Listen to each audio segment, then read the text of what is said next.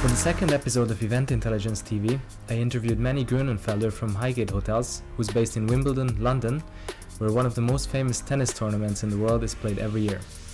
I was happy that finally I was able to meet an interviewee in person and use the opportunity to discover an area of London that I haven't been to before. I really liked the vibe of Wimbledon, with the area around the train station looking more commercial with offices, shops and major retailers, and the area closer to the tennis grounds called Wimbledon Village having a different vibe with independent small shops and cafes. Manny showed me a nice local park called Cannizaro Park, where we recorded this interview. So I'm here with Manny Grünenfelder from Highgate, and we're here to talk about how the pandemic has affected their business and what they've done over the past year to optimize for it, and what are they doing to prepare for the market situation going forward, and what are their plans for the rebound. So we're here to chat about that. So Manny, if you could give a short intro about yourself and your role at Highgate, that would be great. Yeah, well, first of all, thanks, Peter, for having me. I am the Regional Director of Revenue, and my core responsibilities kind of fall two-pronged. There's the operational side, where obviously I'm responsible for revenue management and that element. And now primarily I work closely with acquisitions to reestablish our footprint in Europe and beyond. So how have you coped with the lockdown? How have you been in the past years? Yeah. Last year, I hope everything is okay with you and your loved ones. Yeah. Luckily, everything good. Like everyone else, as soon as we were allowed to, really kind of enjoyed the outdoors. Hence I discovered this herb garden during lockdown. I always known about the green space in the area, but just went running outside just to stay outside of the flat. So tell me a little bit more about the research you've done for Highgate and the one you're currently doing for the European markets. Yeah, so how we've approached to look at the European market is more like on a holistic level. We track about 30 markets. And how I personally look at it is, the fundamentals of travel are pretty much staying the same.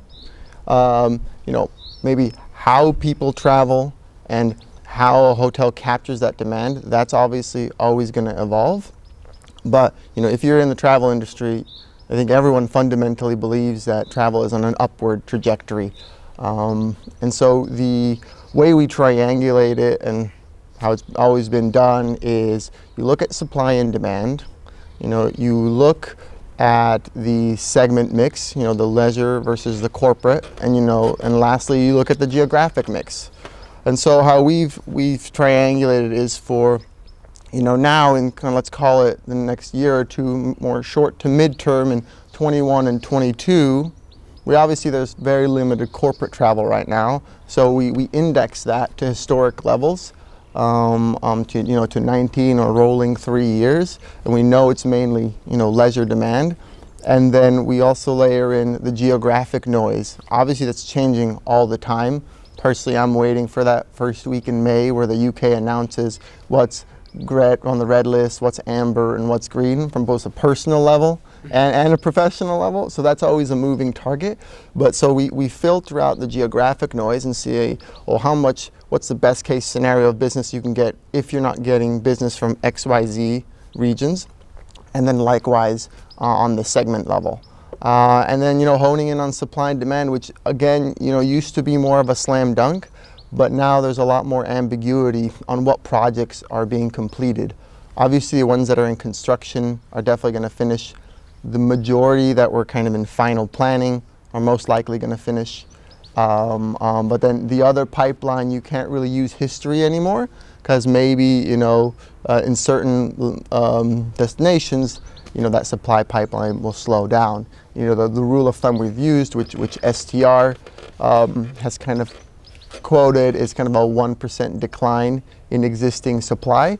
So anywhere where we don't have that granularity on the projects, where we can't make an individual assessment on it, we kind of have to use these rules of thumb.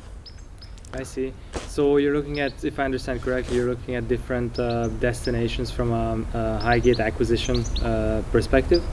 Yeah, and also just understanding, the market. You never know what market you're going to be in. Obviously, we've always been interested in core markets. If you look at our footprint in the U.S., New York, Boston, Miami, Key West, Hawaii, we're always in these gateway cities, and that's the same approach we're going to take for Europe. And so we just keep our finger on the pulse in the same way. And so what we've done is we've bucketed certain destinations, which destination is going to likely return to 19 levels or close to by 23, 24, versus which ones in 25 and beyond. I'm not going to pretend, we're not going to pretend to know exactly when everything's going to happen. It's just a question of what's the probability based on, some historic trends and layering that with what we know with forward-looking data. Cool. And are you also keeping an eye on the U.S. markets? Yes, we have a huge team on that, but I'm not involved in that process. Obviously, we have grown quite significantly recently. You may have seen the Colony Capital acquisition, so we've almost doubled in size. So I've been helping with some onboarding there, but that's not my core responsibility. Okay.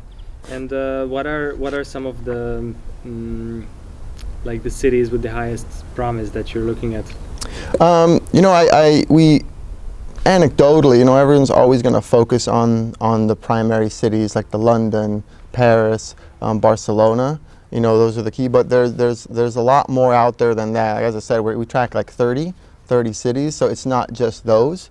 And it always comes down to where the asset is specifically, because you can't always just look at, all right, how much supply is coming in the whole market. In some cases, say for example, Amsterdam, there's no more supply coming in within the city itself since 2015, 2016, similarly to like the moratorium that Barcelona used to have.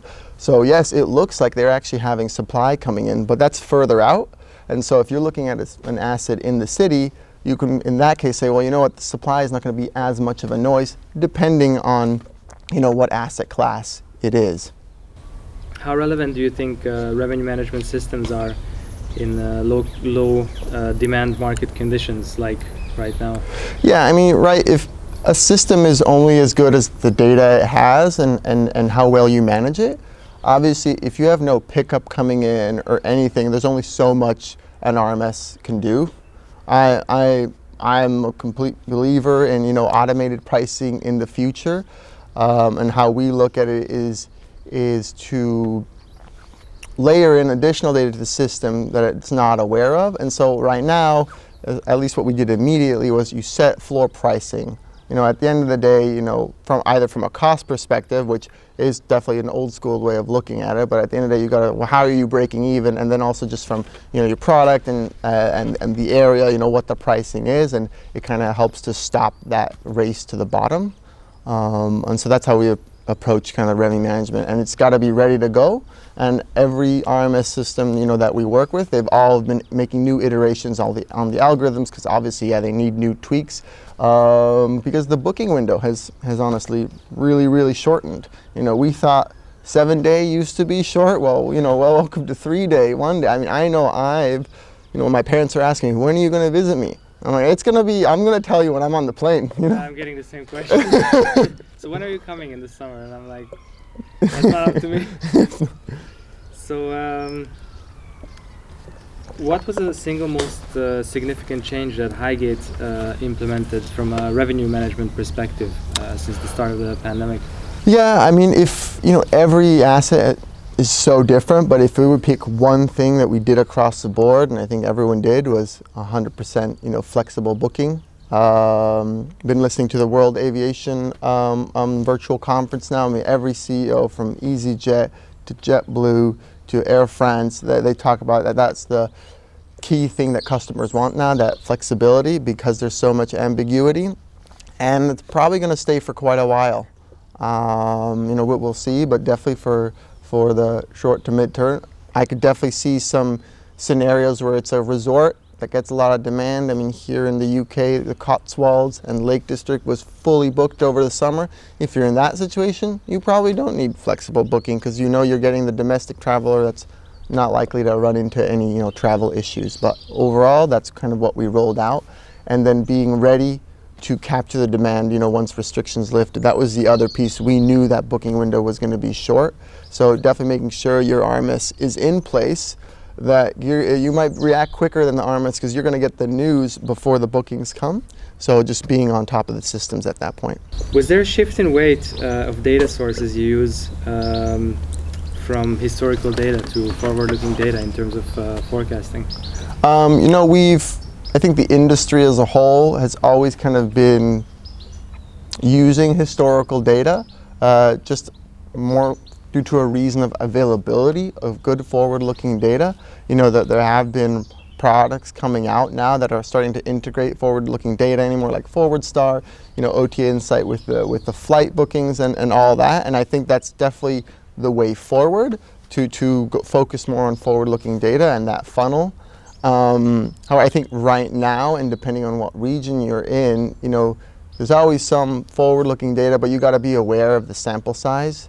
There is so much data out there, even for free, and just as long as you're aware of what that data is telling you, and if it makes sense with what historically has been true, you got to use both.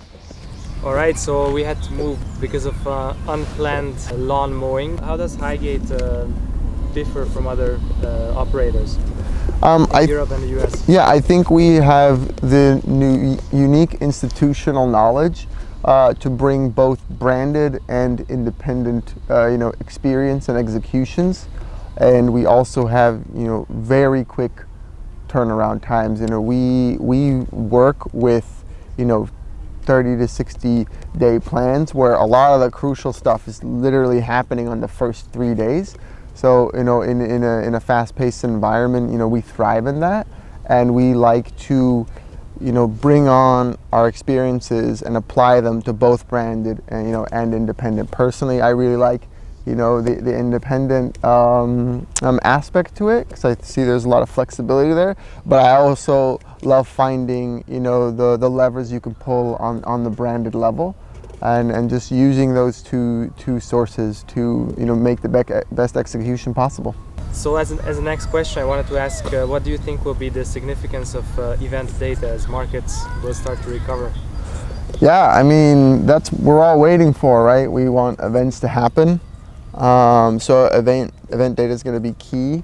Obviously, we always know the kind of the big events, but it's key to know what the pop-ups, even if not for knowing in advance, which that's definitely what you want it for. But even after the fact, say there were a lot of events and maybe you assumed it was due to that one big one, but it's always good to understand, well, what are the other ones that probably, all that demand added up, and then looking in your own micro location to understand, what really brought that pent-up demand. So like a cluster of events happening together, which is out of the ordinary, that's where the revenue opportunity lies, I guess. Yeah, exactly. I mean, you always hear guests, they walk in, it's like, oh, why are your rates so expensive? Clearly, they're not the person here for the convention that used to be like, oh, there's a big medical convention. Well, there's still all these other people coming for either touring the city, or they're here for some, a concert, or some other small things, and then you can really see the full picture of what it all adds up. Everyone likes to say, well, why was there so much demand? What thing? And people like that one event. And it's a great one-liner to give, but it's usually more than one. And what was your experience in using event intelligence, and how relevant do you think it will be as a solution going forward?